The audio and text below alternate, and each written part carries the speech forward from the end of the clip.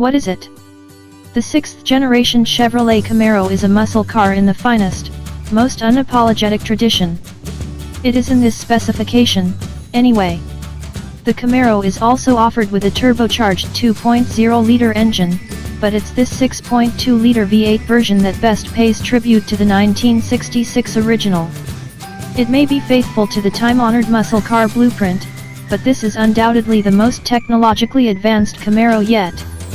The car's body is both 91 kilograms lighter and 28% stiffer than that of the previous version, making for a much better basis for a high-performance car. The suspension, meanwhile, uses aluminium components to reduce unsprung weight, and although the underlying platform is shared with Cadillac's ATS and CTS saloons, Chevrolet says 70% of components in the Camaro are bespoke. The rear suspension uses a multi-link arrangement, rather than a crude lib rear axle, while magnetic ride control continuously adaptive dampers are available, and fitted to this test car. There are switchable drive modes and a brake-based torque vectoring system that helps pivot the car into a bend. So the Camaro is laden with very up-to-date performance car tech, but, up front, the power unit is perfectly old school. It's a 6,162 cubic centimeters normally aspirated V8 that develops 447 bhp and 455 pounds-foot of torque.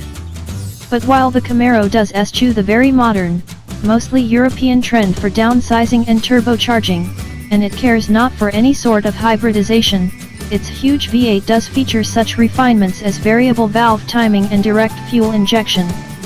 It isn't quite the archaic Hulk you might imagine it to be. And if you specify the 8-speed automatic rather than 6-speed manual gearbox, which has a rev match function, the engine can shut off 4 cylinders in normal driving to save fuel. The Camaro, then, is a muscle car through and through, but a muscle car for the 21st century. At 39,040 pounds, its domestic competition comes from the likes of the Ford Mustang and Dodge Challenger, while for a little more money BMW will sell you the smaller, lighter, and less powerful M2. What's it like? If the first basic principle of the muscle car is that it should be powered by a V8 engine, the second is that it will have a low-rent interior.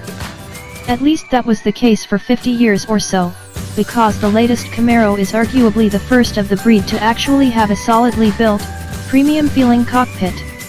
The plastics are no longer flaky and the overall design isn't slavishly retrospective, as the Mustang's is.